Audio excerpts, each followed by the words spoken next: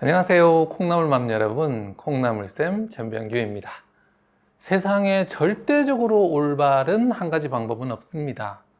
모든 방법은 시기와 그때 상황에 따라서 옳고 그름, 그리고 좋고 나쁨이 바뀌죠. 어떨 때는 옳았던 것이 또 어떨 때는 틀리게 됩니다. 지금은 맞고 그때는 틀리다라는 제목의 영화도 있잖아요. 이처럼 지금 우리 아이의 학년과 수준 등의 상황에 따라 공부법이 바뀌어야 하는데요. 이를 올바르게 하고 계신지 오늘 점검 한번 해보겠습니다. 오늘 영상을 통해 영어 공부법을 언제 바꿔야 하는지, 또 왜 바꿔야 하는지, 어떻게 바꿔야 하는지 설명해 드리겠습니다. 영어 공부는 크게 두 종류로 나누어 볼 수 있습니다. 바로 실용영어와 입시영어인데요. 실용영어는 실용이라는 명칭처럼 실제로 사용하기 위한 영어 공부죠. 자, 언제 사용하나요? 해외여행 갔을 때, 그리고 외국인 친구 사귈 때, 이럴 때 사용하기 위한 영어가 바로 실용영어입니다. 반면 입시영어는 마찬가지로 입시라는 명칭에서 알 수 있다시피 입시 준비를 위한 영어예요. 수능 그리고 내신에서 좋은 점수를 따기 위한 그런 공부죠. 그러다 보니 아무래도 실용영어는 듣기 말하기가 중심이 됩니다. 실제 생활에서 다른 사람과 의사소통을 하기 위한 공부이기 때문이죠. 반면 입시영어는 듣기와 읽기가 중심이 됩니다. 대부분 시험이 듣기와 읽기를 중심으로 이루어지잖아요. 그러면서도 듣기보다는 읽기의 중요성이 더 큽니다.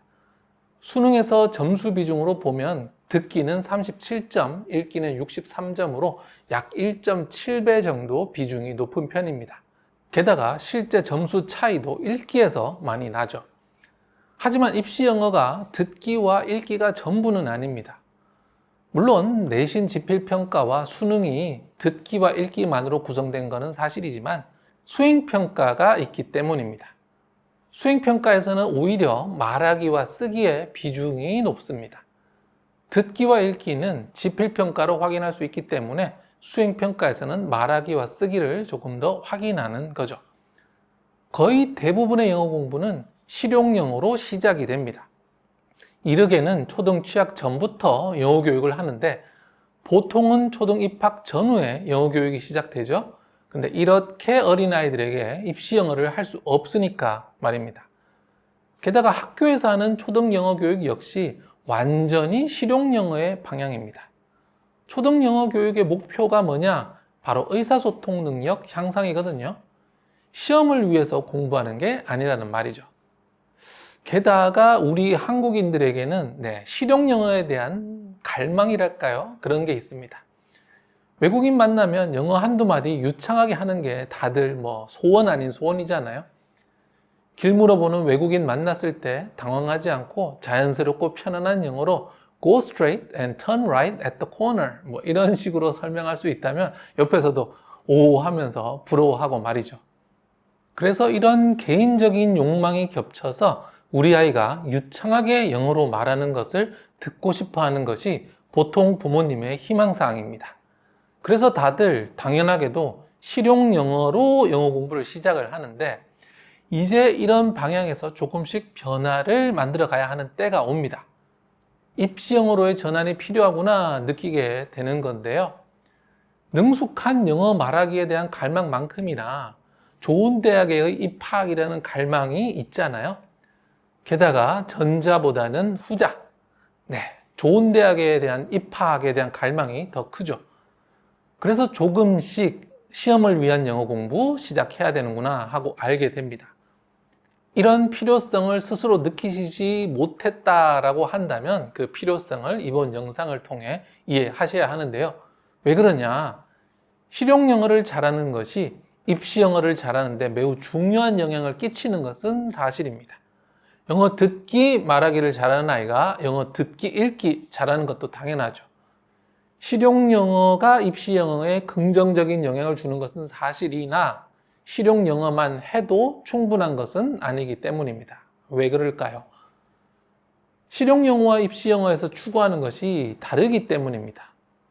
실용 영어에서 추구하는 것은 유창성이에요. 반면 입시 영어에서 추구하는 것은 유창성도 필요하지만 사실은 정확성을 더 많이 확인하죠. 이게 무슨 말이냐? 실용 영어에서는 정확하게 말하지 않거나 혹은 정확하게 알아듣지 못하더라도 대충 느낌으로 소통되면 충분한 그런 게 있습니다. 우리가 살면서 대화하면서 상대방의 말을 늘 정확하게 다 알아듣는 거 아니잖아요. 그냥 대충 상황으로, 느낌으로, 전후 사정으로 무슨 이야기 하려는지 우리가 아는 게 보통이죠. 실용 영어는 약간 그런 느낌이 있는 겁니다. 정확하게 문장 다 못 듣고 다 이해 못했어도, 그리고 정확하지 않은 단어를 사용하더라도 문법적으로 틀린 표현을 사용해도 결국에는 통하는 거죠. 의사소통이라는 것은 상황을 통해서 대충 짐작 가능하니까 일부 오류가 있어도 그것이 중요하지는 않다라는 의미입니다. 그런데 입시는 어떻죠? 입시에서도 유창성은 중요합니다. 여전히 뚝딱거리지 않고 읽고 이해하는 그런 능력이 굉장히 많은 도움이 되죠. 하지만 이렇게 대의를 파악하는 식으로 상황에 빌어서 이해하는 이런 방식으로는 고득점을 얻을 수 없습니다. 잘해야 중간밖에 안 되는 거죠. 시험에서, 입시에서 고득점을 얻기 위해서는 정확성이 필수가 됩니다. 단어의 뜻도 좀 더 정확하게 알아야 하고요. 문법도 좀 의식적으로 알아야 하고요. 주어진 문장도 높은 정확도로 이해해야 하는 겁니다.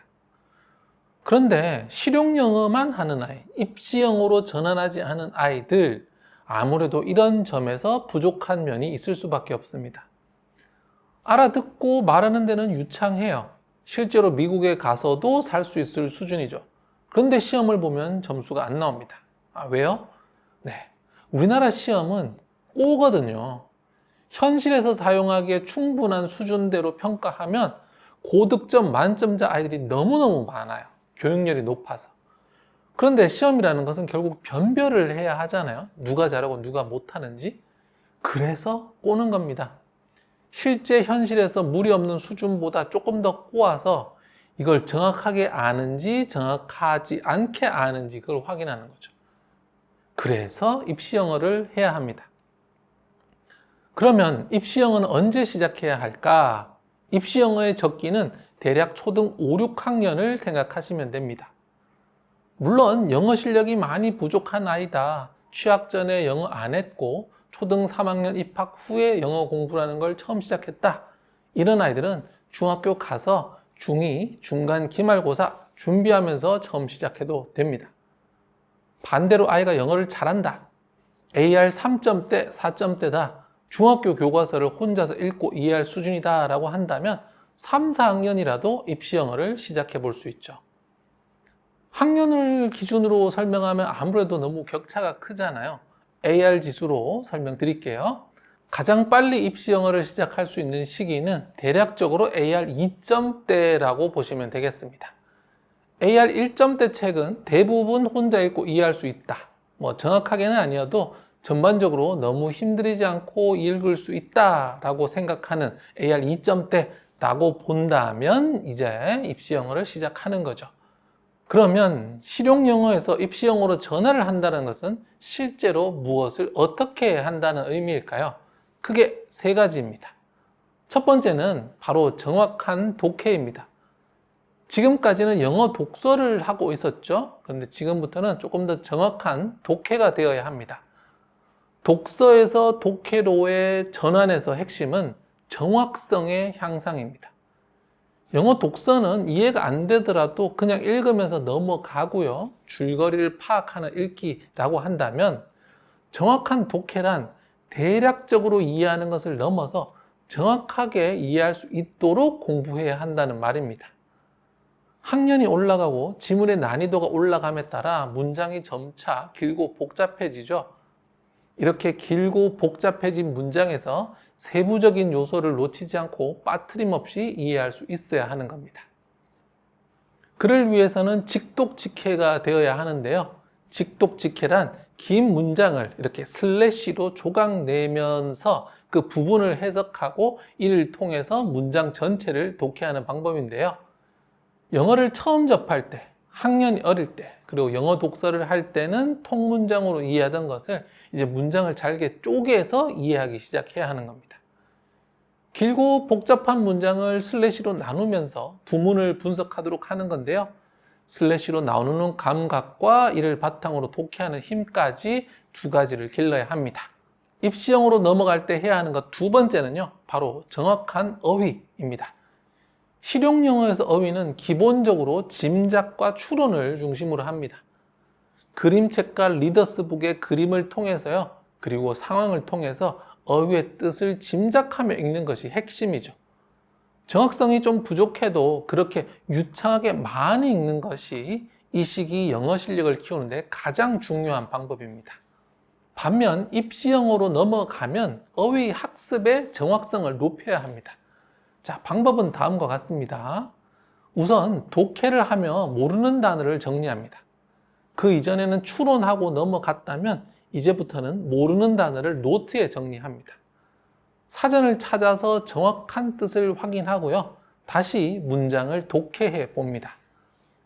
이때 사전에서 찾고 끝내는 것이 아니라 문장 속에서 다시 독해하는 것이 매우 중요합니다.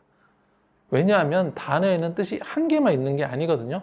보통 3개에서 4개 정도 뜻이 있고 많으면 뜻이 10개도 넘습니다. 1번 뜻이 아닌 몇 번 뜻으로 사용되었는지 확인해야 합니다. 수능에서 이렇게 1번 뜻이 아닌 3번, 4번 뜻으로 사용된 어휘가 문제가 되거든요. 그렇기 때문에 이 부분 절대 놓치시면 안 됩니다. 다음은 영단어를 별도로 학습하는 겁니다.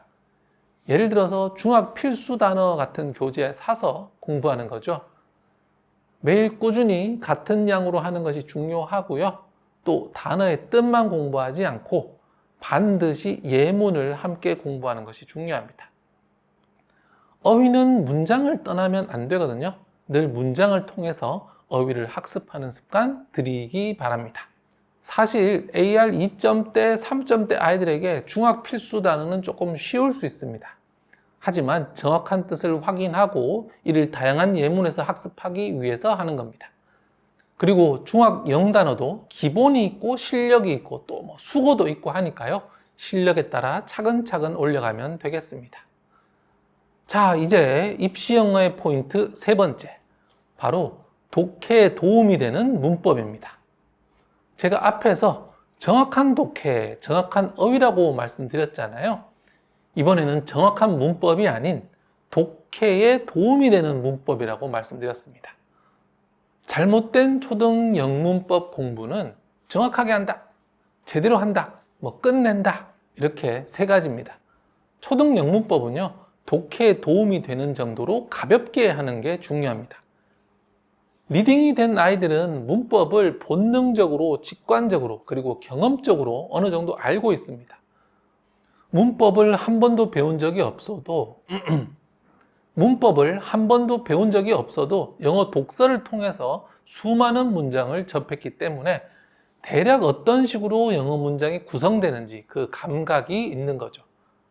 그래서 초등 영문법은 이런 감각을 확인하면서 의식화하는 과정이라고 생각하셔야 합니다.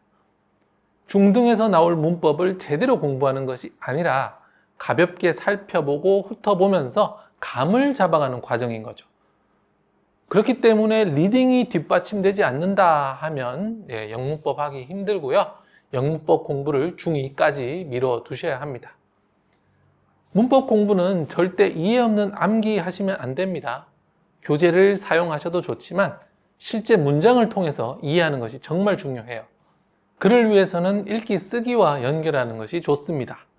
읽기와 연결하는 방법은 배운 문법을 글에서 찾아보는 거예요. 예를 들어 과거 분사를 배웠다 그러면 의식적으로 과거 분사가 나오는 문장을 찾아서 그리고 멈춰서 문장을 확인하는 겁니다. 이렇게 문법 학습과 독서, 독해가 연결되면 문법의 예시 문장이 풍부해져서 이해도가 매우 빠르게 상승합니다. 다음은 쓰기와 연결하는 겁니다. 학습한 문법 구조를 이용해서 새로운 문장을 쓰는 거죠. 예를 들어서 be going to를 학습했다고 하면 be going to를 사용하는 문장을 3개 혹은 4개 이렇게 만들어서 써보는 겁니다. 처음에는 교재에 제공된 문장을 모두 써보는 것으로 하고요. 이후에 스스로 만들어서 문장을 써보는 것, 이렇게 하면 좀 더 쉽게 할 수 있습니다. 실용영어에서 입시영어로의 이 전환은 필수적입니다. 실제로 쓴다는 측면에서 시험을 위해서 공부를 해야 되는 거죠. 이 둘은 서로 완전히 떨어진 것이 아니라 서로 밀접하게 연결되어 있는데요. 오늘 알려드린 내용들을 통해서 자연스럽게 실용영어에서 입시영어로 넘어가셔서 실용영어 능력 그리고 입시영어 능력을 모두 겸비한 나이로 키워주셨으면 좋겠습니다. 저는 계속해서 좋은 교육 정보로 돌아오겠습니다. 감사합니다. 콩나물쌤이었습니다.